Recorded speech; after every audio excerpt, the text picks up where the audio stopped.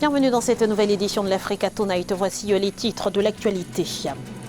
La Ligue arabe s'aligne sur la déclaration de l'Égypte pour une sortie de crise en Libye. Elle appelle au retrait des forces étrangères pour un véritable cessez-le-feu. Appel qui intervient alors qu'un regain de tension est observé autour de Sirte.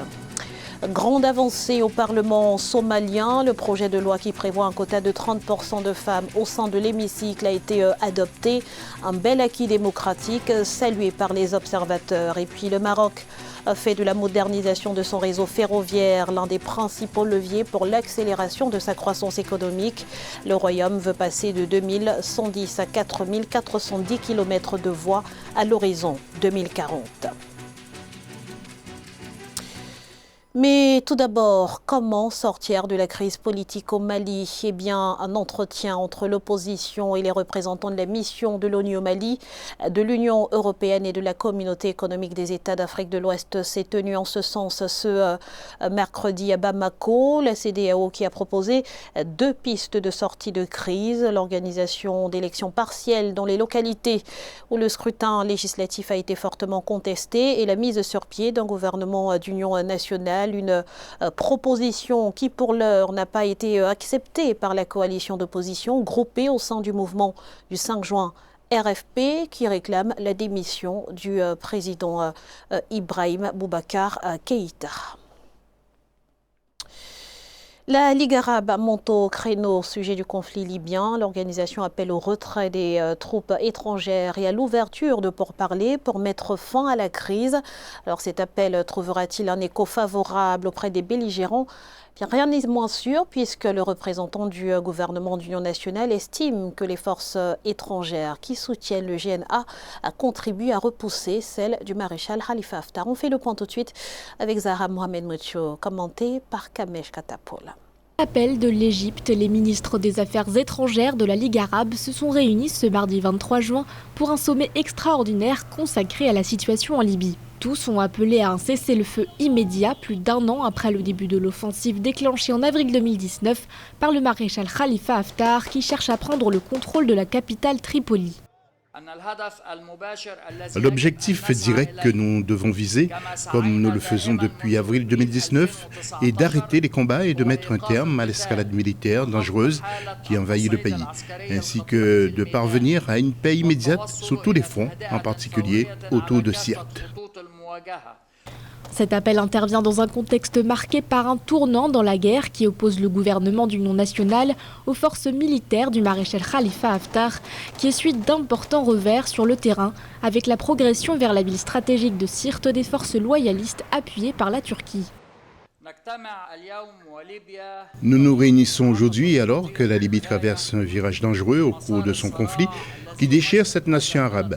Ce conflit qui force le peuple libyen à porter le fardeau de son impact pendant des années et dont l'évolution nous a éloignés de la résolution pacifique nécessaire dans le pays. Les forces du gouvernement d'union nationale et celles du maréchal Haftar se font face dans l'ancien fief de l'ex-président Mouammar Kadhafi. Quelques jours avant la réunion de la Ligue arabe, le président égyptien Abdel Fattah al-Sisi, soutien du général Khalifa Haftar, a menacé d'une intervention directe en Libye si les troupes du gouvernement d'union nationale poursuivaient leur avancée. C'est une avancée capitale dans une société patriarcale. Les députés somaliens ont adopté un projet de loi qui prévoit un quota de 30% de femmes au Parlement. Le texte a été approuvé à une large majorité, signe selon certains observateurs d'une évolution des mentalités. Il doit à présent être entériné avant d'être appliqué. Les détails avec Neile Claude Bessa. C'est une belle victoire des femmes au Parlement en Somalie. Jadis laissées pour compte au sein de la classe politique somalienne, les femmes bénéficient désormais d'un quota de 30% des sièges dans les 2 chambres parlementaires. La loi permettant une plus grande représentativité des femmes au Parlement a été approuvée selon les sources locales par la majorité des députés. On ne peut que saluer cette loi révolutionnaire. Il est de bon ton de saluer cette initiative de ces parlementaires-là, qui sont d'ailleurs pour la plupart des hommes. Les données sur la représentativité des femmes en Somalie font état de ce que dans le gouvernement actuel du pays, remanié fin janvier 2020, seules 2 femmes occupent des postes ministériels selon les médias locaux. Pour ce qui est du Parlement, les femmes ont toujours occupé une faible représentativité. Au début des années 2000, 8% des femmes étaient parlementaires, tandis qu'en 2012, elles représentaient 14%. Aujourd'hui, avec cette nouvelle loi, c'est près d'un quart des sièges qui est accordé aux femmes. Au-delà des 30% qui sont accordés à ces femmes-là, il faudrait qu'elles puissent peser de tous leurs points sur la bonne marche des affaires publiques et qu'elles puissent être nommées à des postes de responsabilité au niveau des institutions étatiques et non étatiques. Soulignons que l'Assemblée nationale somalienne compte un total de 275 sièges, tandis que le Sénat en a 54. Les Somaliennes représentent le 6e clan de la société. Dans le pays, les députés sont nommés par clan respectifs. En Côte d'Ivoire, la requête de l'opposition a été entendue. Le gouvernement a annoncé ce mercredi la prolongation jusqu'au 30 juin de la révision des listes électorales en vue des scrutins présidentiels et législatifs d'octobre 2020. L'opération qui avait démarré le 10 juin a déjà permis de recenser 6,6 millions d'électeurs, mais la commission électorale indépendante estime que 5 millions d'Ivoiriens ne sont toujours pas inscrits sur les listes électorale. Notons que le gouvernement ivoirien a également annoncé la prorogation d'1 an de la validité des cartes nationales d'identité arrivant à expiration le 30 juin. La CNI qui est un des documents qui permet de s'inscrire sur les listes électorales et donc de voter. L'Afrique rouvre par étapes et en ordre dispersé. Les États africains allègent les mesures de lutte contre le coronavirus. En Sierra Leone, la circulation entre les régions est à nouveau autorisée. Les vols commerciaux devraient également reprendre à très court terme. On fait le point avec Siamna Victoria Sedi. En Sierra Leone, le chef de l'État Julius Maada Bio a annoncé mardi la levée de l'interdiction de voyager entre les districts à compter du mercredi 24 juin. Les populations pourront donc se déplacer librement à travers tout le pays, mais tout en respectant les mesures barrières. La Sierra Leone avait déclaré son premier cas de Covid-19 le 31 mars. Avant même cette première alerte, l'exécutif avait décidé de fermer les frontières terrestres ainsi que les écoles et de supprimer les vols internationaux. Nous avons eu des taux de guérison et de sortie d'hospitalisation élevés, des taux d'infection plus faibles et des taux de mortalité proportionnellement plus bas 3 mois après. Le chef de l'État sierra-léonais a aussi annoncé un ajustement du couvre-feu qui passe désormais de 23h à 6h du matin. Les vols commerciaux devraient également reprendre à très court terme, une fois que toutes les mesures de précaution seront mises en place. Toutefois, le pays reste en alerte. Je pense que c'est assez compliqué. Quoi qu'on dise, il y a aussi les problèmes économiques qui sont beaucoup plus difficiles. Il y a le chômage, la pauvreté, la remise en selle de l'économie. Je pense que ça, c'est une option parmi tant d'autres. Mais à l'état actuel, on ne peut pas juger. Ce qu'on sait, c'est que la Sierra Leone a eu à vivre un traumatisme avec l'Ebola qui avait fait 4000 morts entre 2014 et 2016. Tardivement touchée par la pandémie, la Sierra Leone a enregistré à la date du 24 juin 1347 cas de contamination au coronavirus, dont 55 décès. 853 personnes ont pour l'heure été déclarées guéries. Au Cameroun, le groupe parlementaire Espérance Jeunesse a organisé à Yaoundé une rencontre sur le patriotisme économique. Objectif, promouvoir la consommation de produits locaux à l'heure où les frontières sont fermées. Les détails dans ce reportage de notre correspondante Viviane Baoken.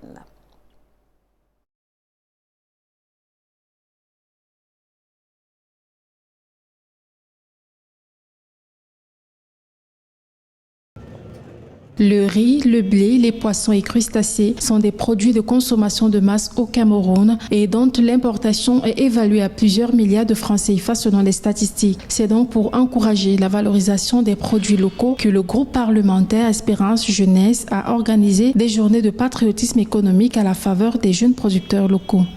Il me semble fondamental de dire ici que le fait de consommer local ce n'est pas par pitié. C'est l'unique façon de pouvoir créer de la valeur ajoutée, de lutter efficacement contre le chômage, mais surtout de donner la possibilité d'améliorer le bien-être des populations. Avec la fermeture des frontières due à la crise sanitaire mondiale, il est plus que primordial de repenser le modèle économique avec une meilleure implication des producteurs locaux. Selon le coordonnateur du groupe parlementaire Espérance Jeunesse, il faut imposer de consommer ce qui est produit localement.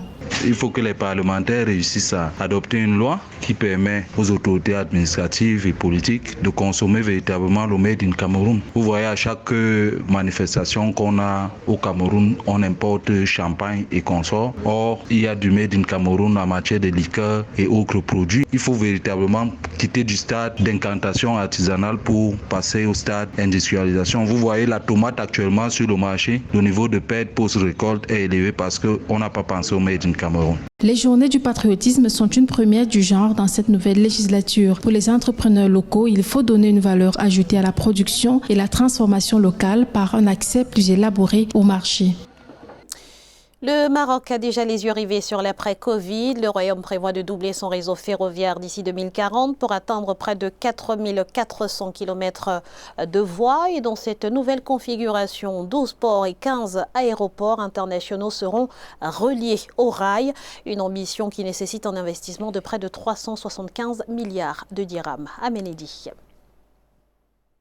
De 2110 km, le Maroc veut étendre son réseau ferroviaire à 4410 km. Cette ambition du Royaume, étalée sur une période allant jusqu'en 2040, est issue de l'importance accordée au réseau ferroviaire, un des secteurs clés de l'économie nationale marocaine. Ainsi, le pays pourrait cibler jusqu'à 132 millions de passagers chaque année pour un investissement de 39 milliards de dollars. Je pense que c'est une bonne idée pour le Maroc de vouloir désenclaver les zones désertiques, les zones reculées et de les intégrer au réseau national par le chemin de fer. Le transport du fret, des marchandises, de la production et des populations, c'est beaucoup plus facile et beaucoup moins onéreux par voie du rail que par voie aérienne. Ce projet d'extension du réseau ferroviaire marocain pourrait conduire à la connexion de 43 villes de plus de 100 000 habitants, 12 ports ainsi que 12 aéroports. Selon l'Office national des chemins de fer, c'est près de 87% de la population marocaine qui sera desservie par le réseau ferroviaire contre 51% aujourd'hui. Le réseau aérien étant le réseau qui est beaucoup plus